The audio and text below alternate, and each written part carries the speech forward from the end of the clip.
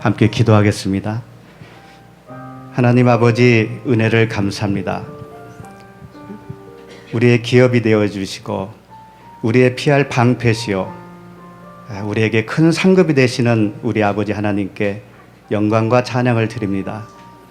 이 시간에 저희들을 불러주셨사오니 우리의 눈과 귀를 열어주시고 하늘의 그 이상을 바라볼 수 있는 귀한 은혜를 허락하여 주시옵소서.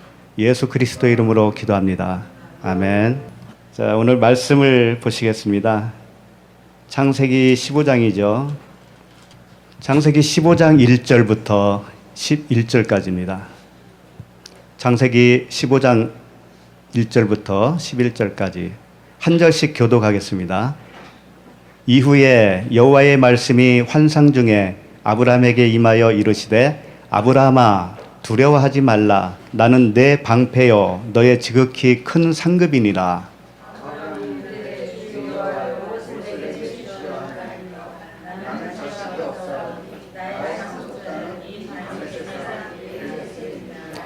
아브라함이 또 이르되 주께서 내게 씨를 주지 아니하셨으니 내 집에서 길린 자가 내 산속자가 될 것이니이다.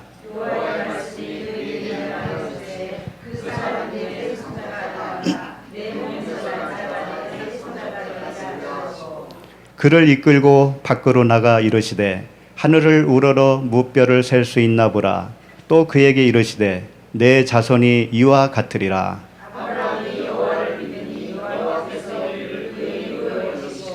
또 그에게 이르시되 나는 이 땅을 내게 주어 소유를 삼게 하려고 너를 갈대아인의 우르에서 이끌어낸 여호와니라.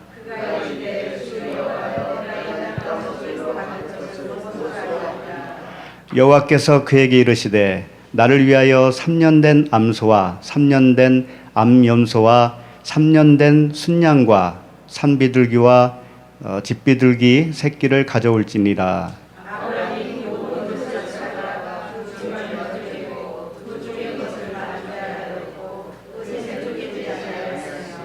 솔개가 그 사체 위에 내릴 때에는 아브라함이 쫓았더라. 아멘.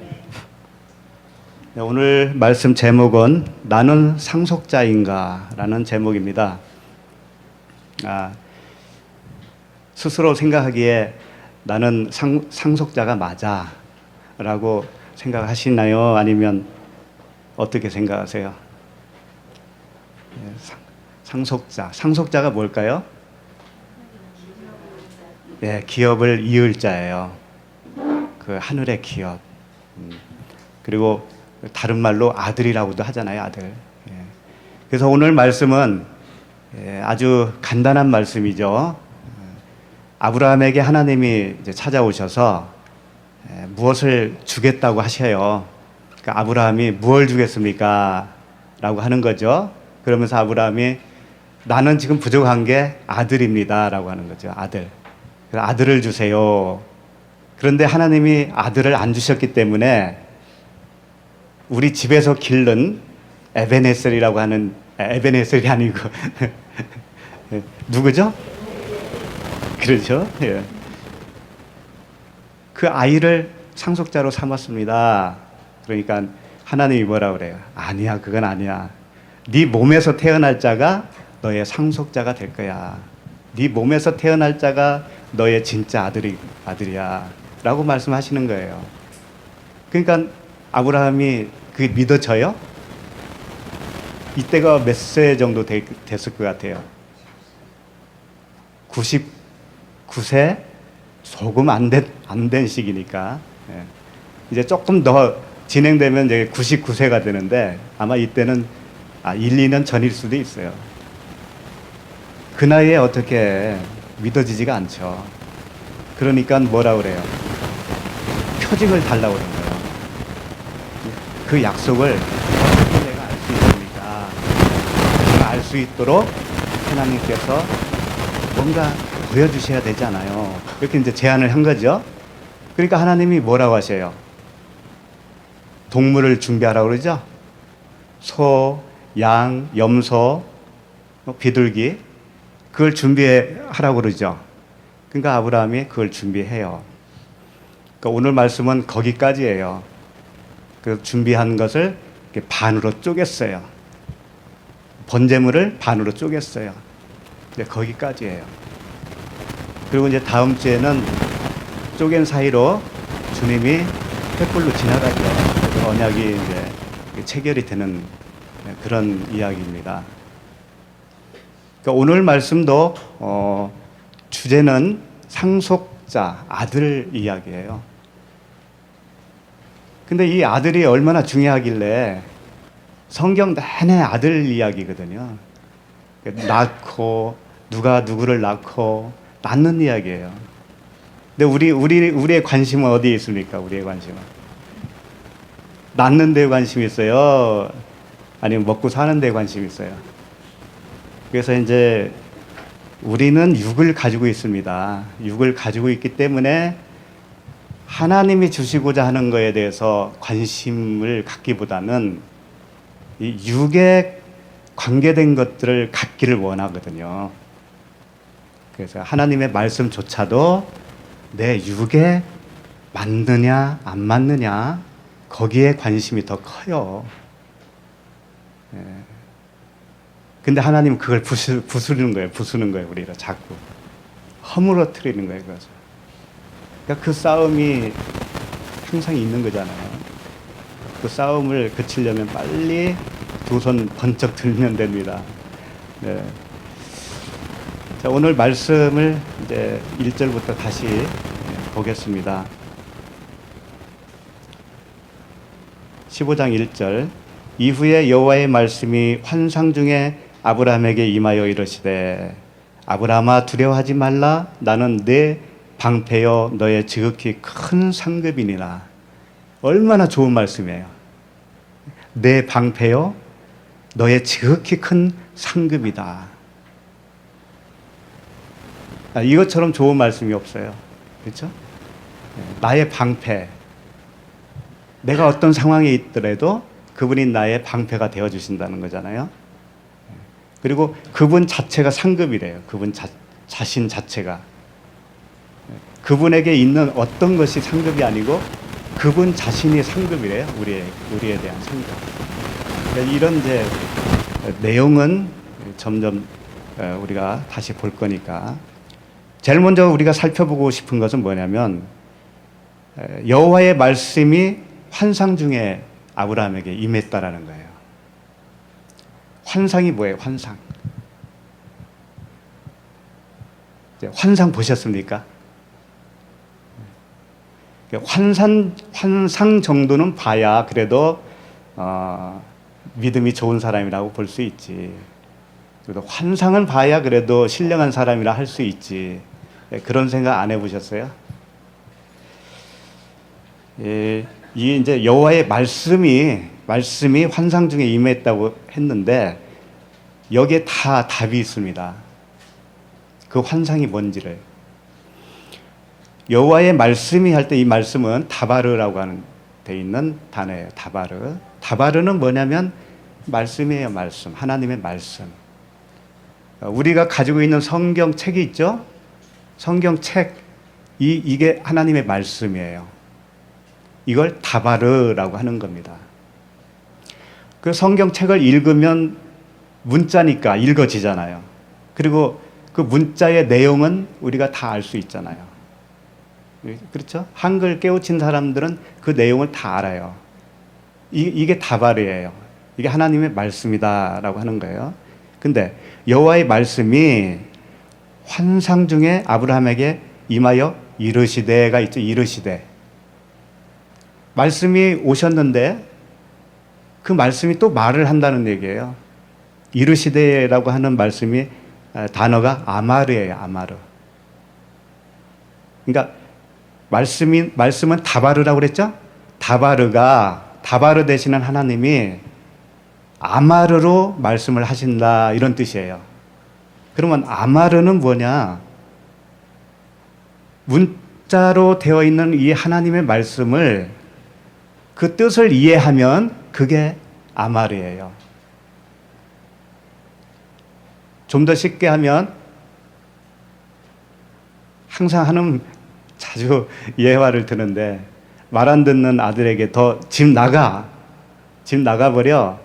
이것은 하나님의 말씀이라면 아마르는 뭐예요? 나가라는 얘기가 아니잖아요. 그게 말 잘 들으라는 얘기잖아요. 그렇게 깨달으면 그게 뭐라고? 아마르. 예. 그럼 환상은 뭐예요? 그렇게 깨달아서 하나님의 말씀을 듣는 것이 환상이다. 그런 얘기예요. 간단하죠? 다시 설명해 드릴게요. 이 성경 말씀을 로고스라고 그래요. 로고스. 로고스를 우리가 읽으면 나름대로 다 이해를 해요. 그런데 그 이해하는 그 문자적인 말씀은 너 집 나가버려 라고 이해할 수도 있다라는 거예요. 문자적인 거니까. 그런데 그 말씀 속에 의미하는 뜻을 내가 깨달아 알면은 그게 환상이란 말이에요. 그게 환상으로 하나님을 보는 거예요. 그래서 그걸 네마라고 합니다. 네마. 로고스가 네마로 깨달아지면 그게 이상을 보는 거다. 환상을 보는 거다라고 하는 거예요. 그러니까 환상하니까는 환장들 하잖아요. 환상 보고 싶어서. 그런 환상은 환상이 아니다. 우리가 생각하는 그 환상은 환상이 아니다라는 거예요. 그리고 이르시되라고 했을 때 그 아마르라고 그랬잖아요. 아마르는 우리가 네마로 깨닫는 말씀이라고 그랬죠. 거기에는 약속하다라는 의미가 항상 붙어 있어요. 약속하다. 깨닫는 말씀은 어떻게 깨달아져야 제대로 깨달은 거냐면 약속의 말씀으로 깨달아지면 환상을 잘 본 거예요. 그게 이제 이해가 가시죠? 날마다 환상을 보세요. 네, 날마다 시시때때로. 그리고 이제 아브라함에게 두려워하지 말라 그랬습니다. 두려워하지 말라. 왜 두려워하지 말라 할까요? 왜 두려움이 임하냐면요, 그 환상을 못 보기 때문에 그래요. 하나님의 음성을 못 듣기 때문에 두려움이 와요. 하나님의 그 약속, 언약을 모르기 때문에 내가 어떤 존재인가도 잘 몰라요. 하나님도 못 보는 거예요, 그게. 그러니까는 불안하고 염려, 근심, 두려움이 있는 거예요. 사람에게는 그 두려움이 있는가, 그걸 잘 봐야 됩니다. 우리에게 두려움이 있습니까? 두려움이 있다면 이상을 못 보고 계신 거예요. 하나님의 음성을 못 듣고 계시는 거예요. 그래서 하나님의 이상, 그 레마로 흘려주시는 그 말씀을 못 들으면 우리는 두려움에 있을 수밖에 없고요. 다 오해를 합니다. 그래서 파가 갈라지고 싸움이 일어나고 내 안에서 화가 일어나고 두려움과 근심이 일어나고, 이게 다 어디서 온 거예요? 하나님의 음성을 못 들었기 때문에 일어나는 현상들이에요. 그러니까 하나님이 너 두려워하지 말라 그렇게 말씀하시고 이어서 하시는 말씀이 무엇겠어요? 내가 너에게 평강을 주노라 이렇게 말씀을 하시겠죠? 그러니까 부활하신 주님이 제자들에게 오셨을 때 내가 평강을 준다라고 그러잖아요. 그러니까 하나님의 음성을 들으면 평강이요, 못 들으면 두려움이에요. 그걸 잘 이해를 하셔야 됩니다.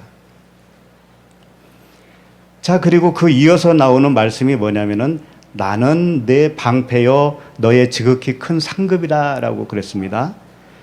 그러니까 두려워하는 이유 중에 하나가 다른 말로 표현하면 하나님이 나의 방패가 되어 주시지 않는다라고 생각을 하기 때문에 두려움이 오고요. 그 다음에 그분이 나의 상급인데 그 상급이 무엇인가를 모르기 때문에 두려움이 오는 거예요.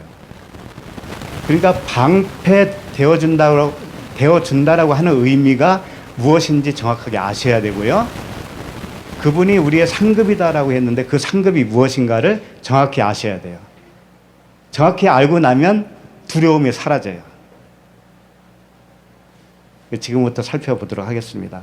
이 방패라고 그랬는데 우리가 방패하면은 어떤 생각이 들어요? 나에게 어려운 일이 있을 때 또 환난을 막아주고 질병도 고쳐주고 막아주고 전쟁도 막아주고 어떤 일어날 그 환난을 다 막아주는 방패 하나님, 그걸 먼저 생각하게 되지요. 그렇죠? 네. 물론 그렇게 해주셔요, 하나님이. 그렇게 하기 때문에 우리가 이렇게 앉아 있는 겁니다. 그런데 하나님이 나에게 방패 되어 주신다고 하는 것은 그거보다 더 차원이 크다는 걸 아셔야 돼요. 그러니까 우리가 이 땅에서 안전하게 살고 있는 거, 그것도 물론 하나님이 다 해주십니다. 그러나 잊지 말아야 했거든요. 주님을 잘 믿는데 주님의 자녀들이 전쟁터에 있는 그런 사람도 있다는 거 잊지 마세요. 그리고 오늘도 수없이 그런 사람들이 죽어 나갑니다. 그것도 잊지 마셔야 돼요. 그렇다면 하나님이 우리의 방패가 되어주신다는 것은 결코 질병이 없어진다든가 전쟁이 없어진다든가 환난이 없다든가 그런 걸 완벽하게 차단해주고 막아준다고 하는 차원이 아니다라는 것은 금방 알 수 있습니다. 그렇죠? 그것을 위해서 하나님을 믿는다라고 하면은 아예 포기하세요. 지금부터 포기하셔야 돼요. 그런 건 안 믿는 사람에게도 얼마든지 안전이 올 수도 있고요. 잘 믿는 사람에게도 전쟁터로 끌려갈 수도 있는 거예요. 그러니까 우리가 항상 이 육에 대해서만 생각을 한다니까요. 방패 되어줄게 하니까 예, 역시 하나님은 나의 방패지. 그 수준에 머문다고요. 이 방패라는 것은요, 이런 말씀 들어보셨을 거예요. 모든 것 위에 믿음에 무엇을 가지고? 모든 것 위에 믿음의 방패를 가지고 이로써 능히 악한 자의 모든 불화살을 소멸하고. 가장 우리에게 무서운 게 뭔지 아세요? 악한 자가 불화살을 쏘는 거예요. 불화살. 불화살로 우리를 맞추면 우리는 죽음이에요. 그걸 막아주는 거예요. 그걸 하나님이. 근데 그 막아주는 방패가 뭐라고요? 믿음이다라는 거예요. 믿음. 근데 아브라함은요, 우리 하나님께 뭐라고 그랬냐면, 내가 길리운 이 아이가 내 상속자입니다. 상속자로 할래요. 이 나이에 무슨 아기가 있겠습니까? 라고 하잖아요. 그게 누구의 믿음이에요? 네, 아브라함의 믿음, 우리의 믿음이잖아요. 그 믿음은 방패가 될 수 없어요. 그 후에 하나님이 뭐라고 그래요? 네 몸에서 날 자가 너의 상속자야. 하나님이 이렇게 말씀하시죠? 이건 뭐예요? 하나님의 믿음이에요. 그러니까 우리의 믿음과 하나님의 믿음이 따로 있다라는 거죠. 근데 방패가 되는 그 믿음은 누구의 믿음이겠어요? 하나님의 믿음이에요. 우리의 믿음은 쓸데가 없다고요. 그 하나님 되시는 믿음의 주여 온전케 하는 누구를 바라보라? 예수를 바라보라? 그 예수 그리스도 자신이 믿음이에요. 믿음. 그분이 우리에게 오시면 그분이 오셨기 때문에 나는 그분의 믿음을 소유하게 된 거 아니겠어요? 그럴 때 그 믿음이 방패가 되어주신다라는 거예요. 그러니까 이 방패는 뭐예요? 믿음이다. 믿음인데 누구의 믿음이냐? 하나님의 믿음이다. 그리스도의 믿음이다. 그런 뜻입니다. 그러니까 아브라함에게 찾아와서 나는 너의 방패요 라고 하신 하나님의 의도를 아시겠죠? 내가 너의 믿음이 되어줄게, 이런 말씀이라고요. 그 다음에 지극히 큰 상급이라고 되어 있죠. 지극히 큰 상급. 지극히 큰이라고 하는 뜻은 뭐냐면 증가하다, 점점 많아진다, 그런 뜻입니다. 상급은 사카르라고 하는 단어예요. 사카르. 상급은 품삯이에요. 품삯. 보상을 얘기하는 거예요. 우리가 한 달 동안 열심히 일하면 회사에서 봉급을 주잖아요. 그게 상급이라는 뜻이에요. 원래 사카르. 그러면 뭐 내가 열심히 해서 얻은 어떤 그 봉급, 품삯이 되는 거잖아요. 그게 무슨 상급이 되겠습니까? 그런데 그 상급은 우리가 일해서 얻는 상급이 아니고 하나님 자신이 일해서 하나님 자신이 넘겨주는 그 품삯을 얘기하는 거예요. 근데 우리는 거저 받는 건데 거저 주시려고 그분이 일을 하시는 거예요. 그분이 일하시는 그 일이 뭔지 아세요? 십자가에서 죽으신 거예요. 그분이 우리를 대신해서 십자가에서 죽으신 것이 그분의 일이라고요. 그분의 열심이고 그분의 사랑이에요. 그럼 우리에게 상급이 되어준다라는 의미는 뭐냐면 자신이 일해서 얻은 그 결과, 그 보상을 나에게 주겠다, 그런 뜻이에요. 그러니 얼마나 좋아요. 우리에게서 일어날 수 있는 그런 보상이 아니에요. 이것은 이 땅에서 얻을 수 있는 그런 품삯이 아니라고요. 주님이 십자가에서 죽으시고 목숨으로 바꿔주신 그 은혜에 대한 품삯이 나의 보상이다, 나의 상급이다라고 하는 겁니다. 그래서 이 상급이라고 하는 사카르라고 하는 단어 속에는 이런 뜻이 있어요. 이로 치아 이로 두 번 씹어서 넘겨준다라는 뜻이 있어요. 참 재밌죠? 두 번 씹어서 준다는 거예요.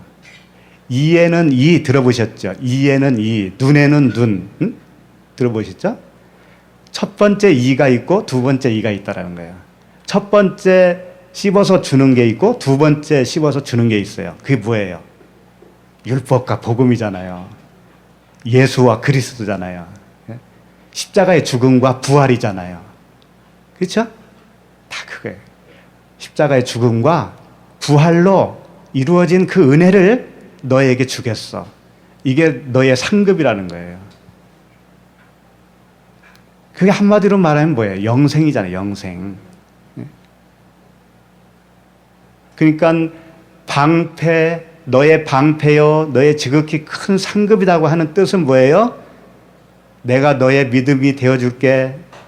내가 이루어 놓은 그 모든 영생의 그 품삯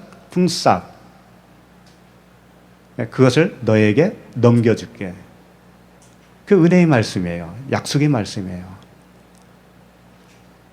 그러니 아브라함이 이걸 듣고 다 깨달은 거예요. 이상 중에 봤으니까, 환상 중에 들었으니까. 환상 중에 들었다는 건 뭐예요? 내가 그걸 깨달아 알은 거죠. 하나님의 말씀을 다 깨달아 알은 거예요. 이게 환상 중에 들은 내용입니다. 네, 이제 두 번째 15장 2절로 가겠습니다. 우리 함께 읽어볼까요? 시작. 아브라함이 이르되 주 여호와여 무엇을 내게 주시려나이까? 나는 자식이 없사오니 나의 상속자는 이 다메섹 사람 엘리에셀이니이다. 자, 아브라함이 이해를 했는데 나에게 그럼 그 상급이라고 하셨는데, 주님이 상급이라고 하셨는데 무엇을 주겠습니까? 라고 질문하는 거예요. 무엇을 내게 주시려 합니까? 아브라함이 몰라서 묻는 게 아니에요. 모르고 있는 우리를 위해서 이렇게 기록했다는 거 아셔야 돼요. 이미 이상 중에 다 들었다니까요. 아브라함은 다 이해한 거예요. 이해했는데 이렇게 질문 형식으로 나오는 뜻은 우리가 모르고 있잖아요. 우리가 지금 이걸 보고 있는 우리가. 그러니까 무엇을 내게 주시려 하나이까 하면서 자식이 없사오니 나의 상속자는 이 다메섹 사람 엘리에셀이니이다. 하나님께서 먼저 자식을 주겠다는 말은 언급도 안 했잖아요. 근데 아브라함은 뭐예요? 자식을 이야기하잖아요, 지금. 그러니까 이미 알고 있는데 질문을 하는 거죠. 자, 여기서 주 여호와라고 되어 있죠. 주 여호와. 주 여호와는 아시죠? 여호와, 야훼. 주는 뭐예요? 아도나이라고 되어 있어요. 아도나이. 아도나이는 뭐냐면 주님이에요. 말 그대로 나의 주님이라고 하는 뜻이 주입니다. 아도나이예요. 아도나이. 그런데 그 주님은 어떤 주님인지 아세요? 그냥 주님 하면은 누구나 그냥 그 하나님이십니까? 불교 신자가 주님 해도 그 하나님이시고, 예? 무신론자가 주님 해도 그 하나님이셔요? 아니잖아요. 그 자녀에게만 그 주님이잖아요. 그렇죠? 그러면 그 자녀라고 하는 의미는 뭐예요? 뭐가 달라야 되는 거예요? 다른 사람과 뭐가 달라야 돼요? 말귀를 알아들어야 되는 거예요. 말귀를. 지난주에 우리 형제님, 이번 주 안 오신 것 같으네. 네. 형제님이 뭐라 했냐면, 저주라는 게 말귀를 못 알아듣는 것이 저주구나. 이 말씀을 듣고 깜짝 놀랐대요. 그때 이상을 보신 거예요. 그 의미를 깨달았잖아요. 그게 환상 본 거라니까. 그래요. 주라고 하는 아도나이는 뭐냐면 위의 것을 아래 것으로 주었다. 위의 것을 아래 것으로 주시는 분, 그게 주님이에요. 그게 무슨 뜻이에요 또? 위의 것을 아래 것으로 주셨다. 우리는 땅에서 난 사람들이기 때문에 하늘의 것을 이해를 못해요. 그렇기 때문에 하늘의 것을 이해해 주시기 위해서는 땅의 것으로 던져주시는 거예요, 우리에게. 그래서 땅의 것을 보고 이해를 해서 하늘의 것을 알게 해주시는 거죠. 그렇게 해주시는 분이 누구나 주라는 거예요. 주님이 그런 분이시다라는 거죠. 그러면 주라고 부를 수 있는 사람은 위의 것을 아래 것으로 깨닫는 거죠. 아래 것을 가지고 위의 것을 깨닫는 거죠. 그런 사람이 되면 그게 이제 주님이라고 할 수 있는 거예요. 그래서 그분은 나의 주님이 되어 주시는 거예요. 그리고 이제 무엇을 주시겠습니까? 이렇게 질문을 했죠. 아브라함이 무엇을 주시겠습니까? 할 때 이 무엇은 뭐냐면 마라는 단어인데요. 여기서 만나가 나왔어요. 만나. 출애굽기 보면 만나를 보면서 이스라엘 백성들이 뭐라고 하던가요? 이게 뭐지? 그랬잖아요. 이게 뭐지? 라고 하는 뜻을 만나라고 하는 거예요. 이게 만나가 마에서 나왔다니까. 이게 무엇? 무엇을 주시겠습니까? 그러니까 이런 거죠. 무엇을 주시겠습니까? 라고 질문 속에는 그 무엇에 해당되는 그 만나 있죠, 만나. 그 만나를 주시겠습니까? 그런 뜻이에요. 그러니까 무엇을 주시겠습니까? 라고 하는 뜻은 다시 설명드리면 내가 위의 것을 알 수 있도록 나에게 무엇을 주시겠습니까? 라고 하는 질문이라고요. 하나님께서 아브라함에게 무엇을 약속을 하려고 지금 오신 건데, 예? 아브라함은 뭐라고 질문을 하는 거냐면, 하나님, 나에게 지금 이상을 보여주고 있잖아요. 주님의 말씀을 내가 지금 깨닫게 해주시는데, 무엇으로 주님이 나에게 약속하시는 것을 알 수 있도록 해주시겠습니까? 라고 하는 질문을 하고 있는 거예요.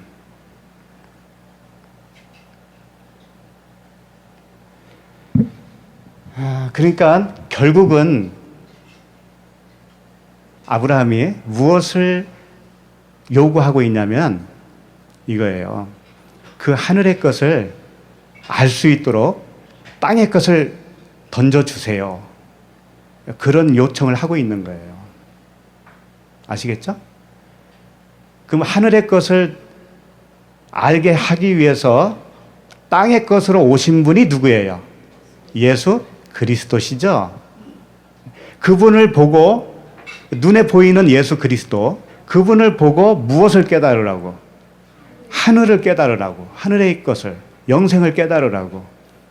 그래서 주님이 이런 말씀하신 거예요. 십자가에서 달리셨을 때 마태복음 27장 46절인데 제9시쯤에 예수께서 크게 소리질러 이르시되 엘리 엘리 라마 사막다니 하시니 이는 곧 나의 하나님 나의 하나님 어찌하여 나를 버리셨나이까 하는 뜻이라. 엘리 엘리 라마 사박다니, 여기가 라마 있죠. 라마가 뭐냐면은 어찌하여라는 뜻이에요. 어찌하여. 아까 마가 뭐라고 했어요? 무엇이라고 그랬잖아요. 무엇을 주시겠습니까? 할 때 무엇이 뭐라고 그랬어요? 마. 이게 뭐지? 라고 하는 게 만나라고 그랬잖아요. 이게 뭐지? 만나. 그 단어와 똑같은 거예요. 라마. 어찌하여. 무엇 때문에, 그런 뜻이에요. 무엇 때문에 하나님 나를 왜 버리셨습니까? 이런 뜻이라고요. 예수님이 십자가에 돌아가시면서 나의 하나님 나의 하나님 어찌하여 무엇 때문에 나를 이렇게 죽게 하십니까? 라는 질문을 하신 거라니까. 근데 예수님이 그걸 몰라서 그렇게 말씀하셨겠어요? 우리들에게 가르치기 위해서. 응? 그 뜻이 무엇인지를. 그러니까 이 뜻은 뭐냐면 지금 자기가 이렇게 육체로 와서 죽으시는 것이 무엇인가를 설명하고 있다라는 거예요. 무엇인가를. 그걸 보여주기 위해서 십자가의 죽음을 맞이하시는 거예요. 그러니까 무엇 때문에 죽는 거고 어찌하여 죽는 거죠? 그분이? 네? 무엇 때문에 죽는 거예요? 겉사람, 첫 아담, 겉사람, 사람 생각, 육신의 소욕, 육신의 정욕과 안목의 정욕과 이생의 자랑. 이게 우리들이잖아요. 처음 우리들이잖아요. 그것이 내가 이렇게 십자가에서 지금 죽는 것처럼 죽어야 되는 거야. 이걸 가르쳐 주기 위해서. 아셨어요? 그분의 몸으로 죽으신 그 십자가의 죽으심은 우리의 마음이 죽어야 된다는 것을 가르쳐 주시는 거예요. 그분이 죽으시고 3일 만에 부활하셨잖아요. 우리도 그 겉사람이 한번 죽으면 부활한다 이거예요. 죽으면 부활하는 거야. 이걸 가르쳐 주시기 위해서 십자가에서 죽으신 거라니까요. 그게 만나예요. 이게 뭐지? 그런데 그것을 주님이 온몸으로 우리에게 풀어주신 거죠. 그러니까 십자가에 달리신 그분을 보면서 나의 죽음과 나의 부활을 깨닫게 되어야 되는 거예요. 얼마나 아프셨을까? 거기에 감정에만 휩쓸리면 안 된다 이거예요. 주님의 죽으심은 나의 죽음이에요. 나의 죽음. 그리고 이제 자식이 없사오니 지금 그러고 있습니다. 아브라함이 하나님께 자식이 없어요. 자식이 없으니까 상속자를 다메섹에서 온 엘리에셀이라고 하는 이자를 나의 상속자로 삼겠습니다. 이게 말씀을 아브라함이 그렇게 말을 한 거죠. 자식이 없다라는 건 뭐냐면 한마디로 말해서 내 안에 복음이 없다라는 거예요. 진리가 없다라는 거죠. 씨가 없다라는 거예요. 말씀에 씨가 없다라는 거죠. 없으니까 이 상속자가 필요하다는 건데 다메섹에서 온 엘리에셀로 하겠습니다 라고 하는 거죠. 근데 여기서 오해하지 말아야 할 거 한 가지 말씀드리면, 지난주까지 아브라함의 활약을 잘 아시죠? 다메섹 호박까지 쫓아갔어요. 그래서 롯을 구출해 왔잖아요. 그렇게 맹활약하고 살렘 왕 멜기세덱에게 11조까지 했잖아요. 그러한 믿음의 소유자가 왜 씨가 없다고 하느냐 이거예요. 왜? 그러면 그때 믿음으로 했던 그런 것들은 뭐냐라고 말할 수 있겠죠. 그러니까 성경은 항상 말씀드리지만 반복이라고 그랬죠. 반복. 돌아가는 회전하는 바퀴와 같이 반복이라고 그랬죠. 아브라함이 돼서는 완전한 자가 되지만 그렇다고 해서 믿음이 전혀 없는 건 아닌 거예요. 우리도 마찬가지예요. 가나안 땅에 들어가는 안식의 삶을 못 누린다 할지라도 광야에서도 역시 하나님의 백성이라고요. 그렇게 이해를 하시고 성경은 반복적으로 우리에게 복음을 깨닫게 해주기 위해서 처음에는 어둠부터 시작하는 거예요. 항상. 그러니까 제가 본문 설정할 때도 그런 맥락에서 설정한다는 걸 아셔야 돼요. 처음에는 항상 어둠에서 시작을 해요. 그래서 끝날 때는 빛이 되는 거죠. 처음에 저녁으로 시작해서 아침으로 끝을 맺는 거예요. 그러니까 오늘도 본문 말씀을 보면은 아브라함이 믿음도 없고 씨도 없는 거에서 시작을 하잖아요. 어둠에서 시작을 하는 거예요. 한마디로 말하면. 그래서 나중에 믿음을 소유한 자가 되는 것이고 아침을 맞이한 자로 결말을 맺게 되는 겁니다.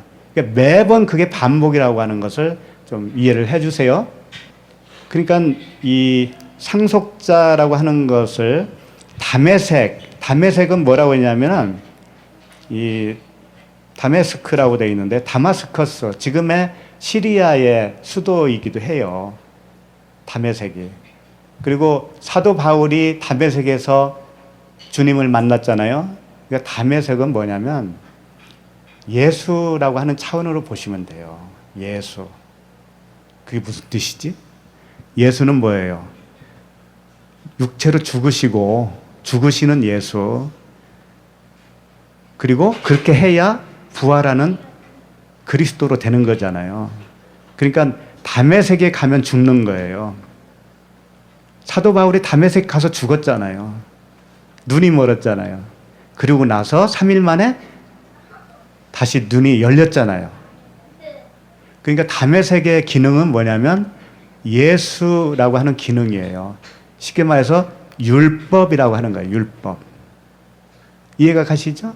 율법. 율법은 우리를 죽이는 거잖아요. 그 다메섹에서 데리고 온 엘리에셀을 상속자로 삼는다는 건 뭐냐면 율법의 아들을 자기 아들로 삼겠다라는 말과 똑같은 거죠. 안 그래요? 그러니까 하나님이 뭐라면 그건 안 돼 그런 거잖아요. 그건 안 되는 거야.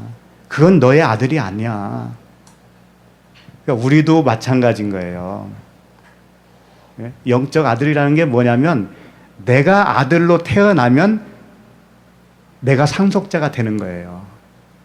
내가 아들로 태어나면 내가 아들을 낳았다라고 하는 거예요. 밖으로 생각하지 마세요. 내 안에서 내가 하나님의 아들로 태어나면 그게 상속자요. 상속자를 내가 낳은 거예요. 그런 의미로 받아들이고, 그러니까 율법으로는 될 수 없다라는 것을 여기서 또 한 번 말씀해 주시는 겁니다. 엘리에셀이라고 하는 뜻은 뭐냐면 엘이 뭐예요? 하나님이시죠? 예. 에제르는 뭐냐면 도움이라는 뜻이에요. 도와주다라는 뜻이에요. 그러니까 하나님은 도움이시다라고 하는 뜻이에요. 엘리에셀이. 하나님은 도움이시다. 하나님의 도움으로 다메섹 도상에서 사도 바울이 주님을 만나고 눈이 멀어지고 다시 3일 만에 눈을 뜨게 되는 것이 뭐예요? 다 하나님의 도우심이잖아요. 그러니까 에베네셀은 하나님의 도움으로 율법 안에서 이 사망을 맞이해야 할 자예요. 엘리에셀은. 그러니까 엘리에셀은 죽어야 할 자고, 그 다음에 몸에서 태어날 자가 누구예요? 아브라함의 몸에서 태어날 자 이름이 누구죠? 이삭이잖아, 이삭. 엘리에셀로 죽고, 가인으로 죽고, 누구예요? 에벨이죠, 에벨. 가인에게 에벨이 죽고, 셋으로 태어나듯이, 이 엘리에셀은 율법에 의하여 죽을 자요. 그래서 다시 부활하는 자는 누구냐? 이삭이라는 거예요. 이삭. 그래서 이삭은 이름이 뭐예요? 웃음이라는 뜻이에요. 웃는 거예요. 우리도 마찬가지입니다. 한 번 사망을 맞이하고 그 다음부터 웃는 거죠. 그러니까 웃으면서 사세요. 그런데 보이는 겉사람 예수, 그런 의미를 가지고 있습니다. 그러니까 우리 안에도 엘리에셀이 다 있는 거예요. 우리 안에. 우리의 처음 사람이 엘리에셀이에요. 그리고 이삭으로 태어나는 것이 거듭남이죠. 그렇게 아시면 돼요. 3절 보시겠습니다. 3절 읽어볼까요? 시작. 아브라함이 또 이르되 주께서 내게 씨를 주지 아니하셨으니 내 집에서 길린 자가 내 상속자가 될 것이니이다. 그래서 이제 씨 이야기가 나오죠. 씨는 말씀의 씨예요. 말씀 자체가 씨예요. 그런데 여기서 집에서 길린 자라고 되어 있는데 집에 있는 아들이라는 뜻입니다. 그러니까 벤 바이트 이렇게 되어 있어요. 두 자로 되어 있어요. 벤은 아들이란 뜻이고 바이트는 집이에요. 집에 있는 아들. 그러면 아브라함을 생각해 보세요. 아브라함이 살고 있는 집 누가 지은 거예요? 아브라함이 지었잖아요. 사람이 지은 집, 그 집에 있는 아들이라는 뜻이에요. 그러면 그것은 어떤 아들인 거예요? 겉사람의 아들이잖아요. 겉사람의 아들. 예? 여전히 집에 있는 아들 하면 그건 겉사람을 얘기하는 거예요. 자기. 그러니까 엘리에셀은 아브라함이기도 해요. 똑같은 존재예요. 똑같은 존재. 그리고 상속자가 뭐냐면 야라시라고 되어 있는데 야라시. 상속자예요. 유산을 이을 자, 기업을 이을 자, 유업이라고 그러죠. 유업. 근데 재미있는 게 있습니다. 이 상속자라고 했을 때 야라시인데 이걸 헬라어로 번역을 하면 어떻게 되냐면 헬라어 신약 성경에 보면 상속, 유산, 기업 이런 단어들이 나오잖아요. 그 단어가 같은 단어거든요, 다. 근데 그게 뭐냐면 클레로노메오라는 단어인데 클레로노메오 이 뜻이 뭐냐면 클레로스와 노모스가 합한 단어예요. 클레로스는 뭐냐면 제비 뽑는다는 뜻이에요. 제비 뽑는다. 주사위를 던지는 거예요. 그게 클레로스예요. 그런데 거기에 뭐가 붙는가 하면 율법이라고 하는 노모스가 붙어요. 그러면 어디서 제비를 뽑는가? 율법에서 제비를 뽑는다. 그런 뜻이라고 이게. 그러니까 율법에 우리가 갇혀 있잖아요. 율법에 갇혀 있는 우리들을 제비 뽑듯이 뽑으면 그게 누구라고요? 상속자라는 거예요. 상속자. 그러니까 제비를 누가 뽑는 거죠? 하나님만 뽑을 수 있잖아요. 그러니 이 상속자는 상속자가 된다라고 하는 것은 전적인 하나님의 은혜이죠. 은혜. 우리의 힘으로 될 수 있는 건 아무것도 없다. 클레로노메오가 제비 뽑기에서 뽑힌 자라는 뜻이에요. 그게 상속자예요. 상속자. 상속자는 제비 뽑기에서 뽑힌 자. 그게 아들이거든요. 아들. 예. 그래서 이런 말씀을 갈라디아서 3장 18절에서 하십니다. 뭐라고 하냐면 만일 그 유업이 율법에서 난 것이면 약속에서 난 것이 아니니라. 상속자가 율법의 아들이 된다면 엘리에셀이 율법의 아들이잖아요. 율법의 아들이 유업으로 받을 수 있다면 그러나 하나님의 약속으로 말미암아 아브라함에게 주신 것이라. 다시 할게요. 만일 그 유업이 상속자가 율법 아래에 있는 엘리에셀이 된다면 약속에서 난 것이 아니니라 그러는 거예요. 맞죠? 집에 있는 아들이 유업을 받는 자가 된다면 약속으로 된 게 아니잖아요. 하나님은 엘리에셀을 네 자녀로 해라, 상속자로 해라 말씀하신 적이 한 번도 없었잖아요. 그러니까 약속으로 되는 게 아닌데. 그러면 약속으로 된다는 건 뭐예요? 오늘 아브라함에게 찾아와서 주겠다고 하는 그 아들이 약속이잖아. 약속의 아들이죠. 이삭. 그 말씀인 거예요. 약속에서 난 것이 아니니라. 그러나 하나님이 약속으로 말미암아 아브라함에게 주신 것이니라. 마찬가지로 우리도 처음 태어나면은요, 내가 아들로 살아요. 겉사람이. 육신의 아들인 내가, 그러니까 하나님의 아들이겠지 하면서 산다니까요. 근데 그 아들은 율법에서 난 아들이에요. 우리 처음 그렇다니까, 다 처음에는. 근데 그 율법으로 난 아들인데, 내가 아들인 걸로 착각을 하고 살면은 나중에 어떻게 되겠어요? 큰 코 다치는 거죠. 큰 코 다치는 거예요. 하나님이 주시겠다고 하는 약속으로 난 내가 돼야 되는 거예요. 그러면 내가 약속의 자녀가 되려면 언약을 받은 적이 있어야 되잖아요. 언약이 받은 적이 있어야 돼요. 언약을. 하나님의 언약을 받은 적이 있으세요?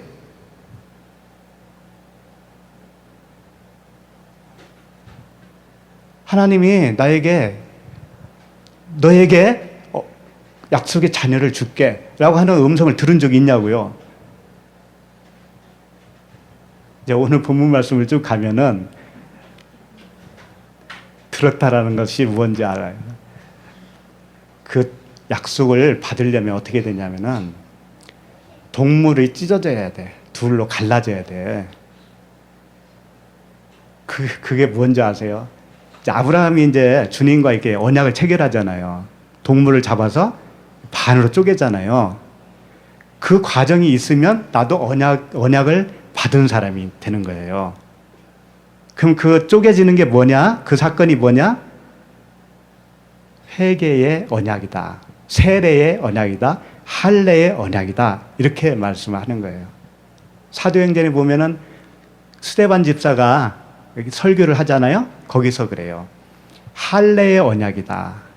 이렇게 말씀을 하신다고요. 아브라함과 하나님과 이 계약 체결을 했잖아요. 이게 할례의 언약이다.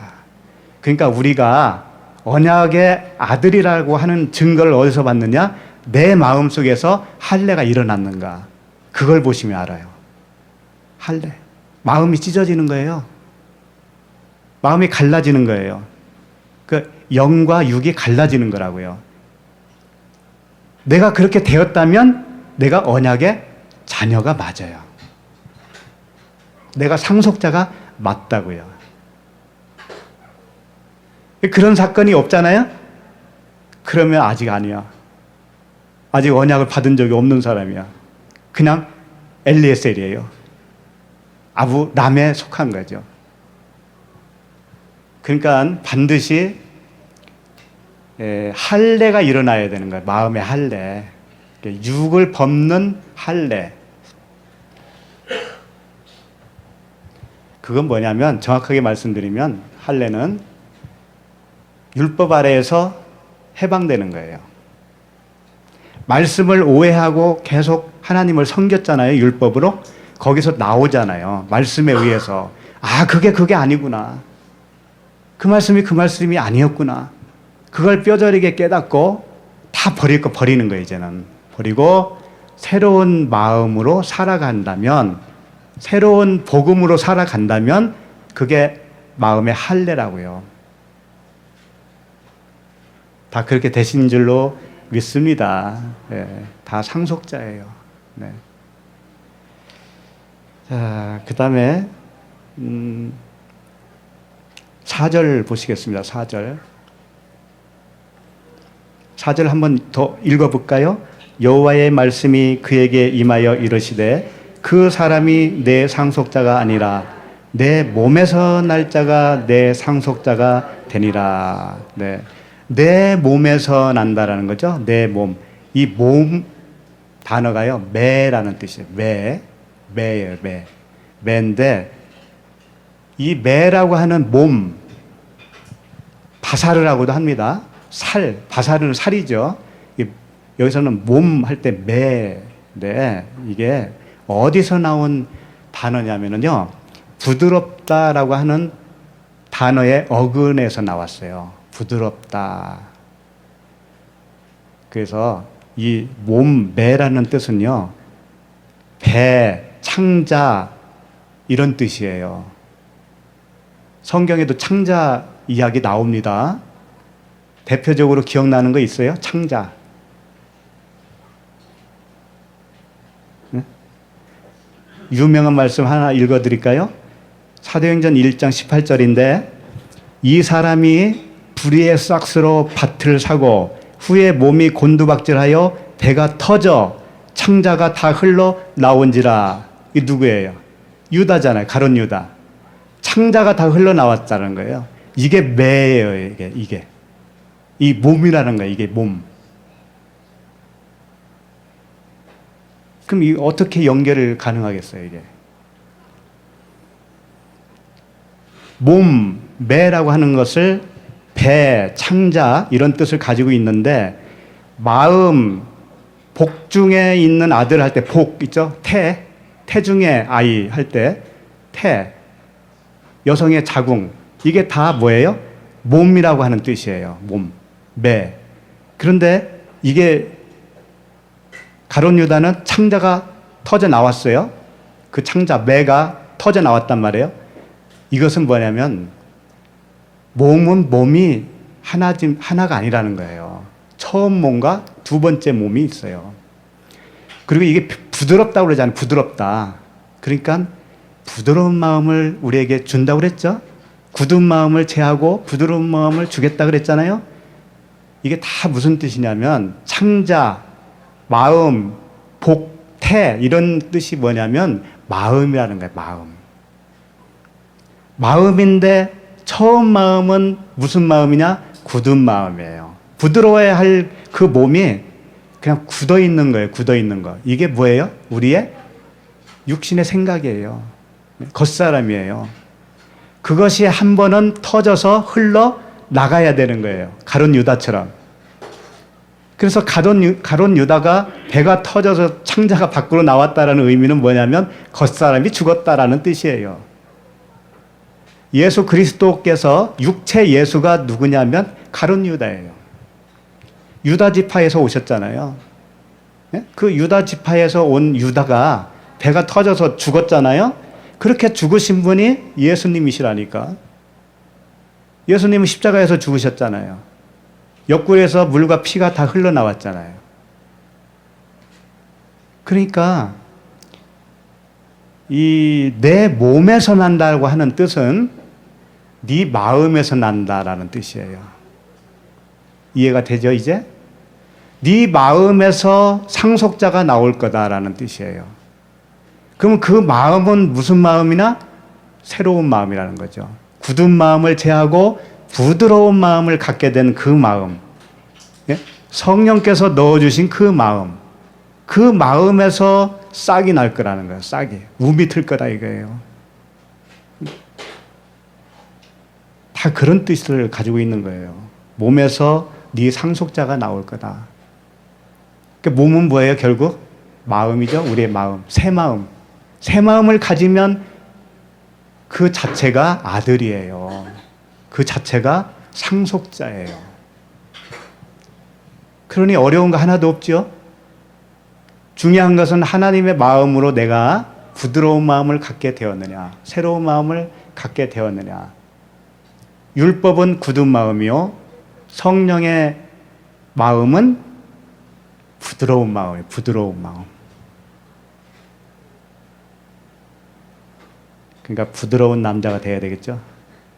부드러운 여자가 돼야 되겠죠. 이건 새 마음을 얘기하는 거예요. 새 마음. 그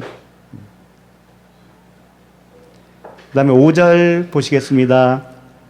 그를 이끌고 밖으로 나가 이르시되 하늘을 우러러 무뼈를 셀 수 있나 보라. 또 그에게 이르시되 내 자손이 이와 같으리라. 이 말씀을 들으면 어떻게 생각이 되냐면, 아브라함을 통해서 많은 자손이 태어날 것 같구나. 하늘에 있는 별과 같이. 그런 말씀으로 들리잖아요, 이게. 그래서 문자로 보면 어떻게 된다? 다 어디로 간다? 그 나라로 가는 거예요. 문자 나라로 가는 거예요. 겉의 나라로 가는 거예요. 거기서 슬피 울면서 이를 갈게 되는 거죠. 이제 하늘을 이끌고 밖으로 나가서 하늘을 우러러 보라고 한 겁니다. 이 하늘은 뭐냐면, 하늘이 뭐겠어요? 하늘은 하늘이고 하나님이 계신 곳이 하늘이고, 우리 마음에 하나님이 계시면 우리 마음이 하늘이고 다 그런 거예요. 그리고 이 단어 자체의 의미가 어떻게 되어 있냐면 하샤마임이라고 그래요. 하샤마임. 그건 뭐냐면 물이 있는 곳이라는 뜻이에요. 물이 있는 곳. 물이 있는 곳이 하늘이라는 거예요. 물은 뭐예요? 진리죠. 진리가 있는 곳이 하늘이에요. 하늘. 그러니까 하늘을 우러러 보라라고 하는 의미는 뭐겠어요? 하나님의 말씀을 진리로 봐라, 그런 뜻이죠. 하나님의 말씀을 복음으로 봐라, 그런 뜻이라고요. 그렇게 주목해서 보라. 보면 어떻게 되냐면 무별을 보게 될 거다, 이거죠. 무별을 셀 수 있나 보라, 이렇게 되어 있잖아요. 그러니까 별이 셀 수 없을 만큼 많다는 뜻이죠. 그 뜻도 맞아요. 그런데 이 별이 뭐냐면, 별이 네 번째 날 언급이 되어집니다. 코카빔이라고 해요. 코카빔. 별인데, 그러니까 큰 광명체, 작은 광명체, 그러면서 별들 이렇게 나오잖아요. 네 번째 날에. 그 별이에요. 근데 그 별이 뭐겠느냐 이거예요. 그 별이 뭐냐 이거예요. 정말 아브라함을 밖에 데리고 나가서 별을 봐라 라고 했을 수도 있습니다. 그렇게 했을 수도 있어요. 그걸 부정한다는 얘기가 아니고 그 의미가 있단 말이에요. 의미. 그렇게 하시는 의미가 있어요. 그 별은 그걸 알기 위해서 제가 읽어드립니다. 창세기 37장 9절 보면 요셉의 꿈 이야기가 나와요. 꿈을 꿨는데 그 꿈 내용이에요. 요셉이 다시 꿈을 꾸고 그의 형들에게 말하여 이르되 내가 또 꿈을 꾼즉 해와 달과 11별이 내게 절하더이다 하더라. 여기서 11별이 나오죠. 11별이 누구예요? 요셉의 형제들이잖아요. 네? 요셉의 형제들이 별이라는 거예요. 그러니까 아버지가 그걸 딱 알아먹고 뭐라고 하냐면 바로 그 다음 절에서 그가 그의 꿈을 아버지와 형들에게 말하며 아버지가 그를 꾸짖고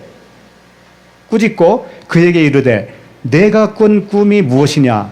나와 내 어머니와 내 형들이 참으로 가서 땅에 엎드려 내게 절하겠느냐? 이렇게 말씀을 했단 말이에요.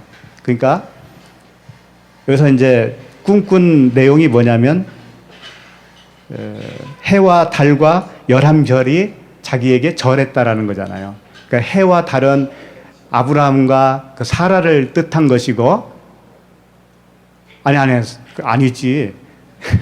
야곱. 그 다음에 이제 그 야곱, 그 다음에 이 형제들 어머니, 그 다음에 형제들, 이런 의미로 아브라함이, 자꾸 아브라함이라고 그러네. 야곱이 그렇게 딱 알아차리잖아요. 그럼 별은 뭐라는 거예요, 도대체? 형제잖아요, 형제, 자매. 요셉은 예수 그리스도의 모형으로 등장을 하는 거예요. 그러면 요셉의 형제들이라는 건 뭐냐면 그리스도의 형제들을 말하는 거예요. 그러니까 우리들이 뭐라는 거죠? 형제며 별이라는 거예요. 우리가 별이에요. 그 다음에 요한계시록에 가면 별 말씀이 또 한 번 나와요. 읽어드리면 요한계시록 1장 20절에 내가 본 것은 내 오른손에 7별 나오죠. 7별의 비밀과 또 7 금촛대라. 7별은 7 교회요. 교회의 사자요 그러죠. 7별은 7 교회의 사자요. 7 촛대는 7 교회니라. 그러니까 7 별은 7 교회의 사자라는 거예요. 이 사자라고 하는 게 이제 앙겔로스예요. 천사. 천사는 뭐라고 그랬어요? 복음을 전하는 자도 천사요. 그 복음 자체가 천사라고 그랬잖아요.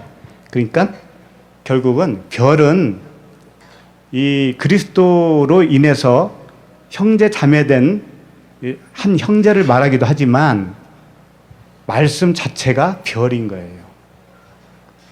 복음 자체가 별이라고요. 그러니까 지금 하나님께서 아브라함에게 하늘을 주목하여 보라, 별이 있지 않냐? 그 별이 뭐냐면 말씀들이란 말이에요. 말씀들. 그 말씀을 헤아려 보라는 거예요. 세 보라는 거예요. 그래서 이 세 보라고 하는 뜻이 좀 또 유달라요. 그거 잘 보셔야 되는데, 세다. 하나, 둘, 센다는 거예요. 센다라고 하는 뜻이 뭐냐면 사파르인데요. 사파르인데 기록하다, 필기하다 그런 뜻이에요. 하나, 둘 눈으로 세는 것만이 센다라는 뜻이 아니에요. 기록해라, 필기해라. 그래서 서기관 있죠. 서기관. 서기관이 사파르예요. 똑같은 단어예요. 센다라는 뜻과 서기관이 같다라는 거예요. 옛 것과 새 것을 가지고 와서 전할 수 있는 서기관. 누가 그것을 할 수 있느냐 그러잖아요. 예수님이. 서기관이 기록자지 않습니까? 기록자. 성경 말씀을. 그러니까 아브라함에게 별을 보라고 하는 것은 말씀, 기록한 말씀을, 하나님의 말씀을 주목해서 봐라. 그러면 거기서 무엇을 얻을 수 있느냐? 자손. 그러죠? 그 다음이 자손이잖아요. 별을 셀 수 있나 보라고 하면서 뭐라 그래요? 그에게 이르시되 내 자손이 이와 같으리라 그러잖아요. 그러면 정말로 이 자손이 별과 같이 많을 거야 라고 하는 의도로 쓰여졌다면 자손들 이렇게 나와야 돼요. 자손들, 너의 자손들 이렇게 나와야 되는데 자손이라고 하는 단수로 쓰여져 있어요. 자손. 그건 누구를 말하는 걸까요? 예수 그리스도. 그러니까 하늘을 우러러봐. 그 하나님의 말씀을 진리로 바라봐. 그러면 그 진리의 말씀들, 그게 별인데, 예? 진리의 말씀들이 별인데 그 별을 잘 세어봐. 잘 기록해봐. 서기관처럼 잘 묵상도 하고 이 말씀이 그런가 하고 상고해봐. 그러면 무엇이 나올 거야? 거기서 그리스도가 나올 거야. 그런 뜻이란 말이에요. 성경 말씀을 잘 봐. 그러면 뭐가 나오지? 그리스도가 나온다. 그리스도라고 하는 자손이 나올 거야. 그런 뜻이라니까요. 그래서 갈라디아서 3장 6절에는 이렇게 말씀을 해요.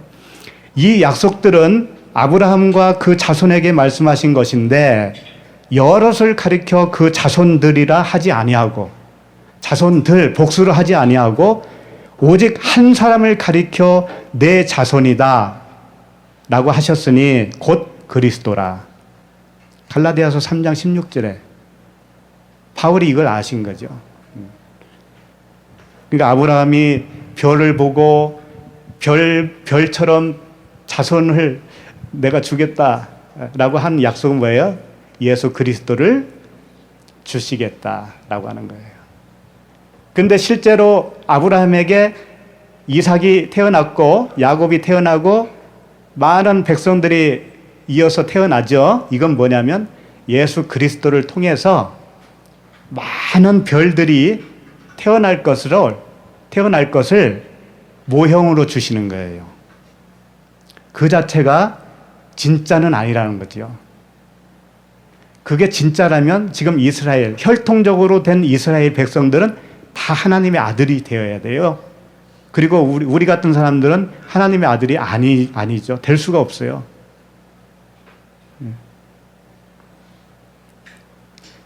15장 6절 넘어갑니다.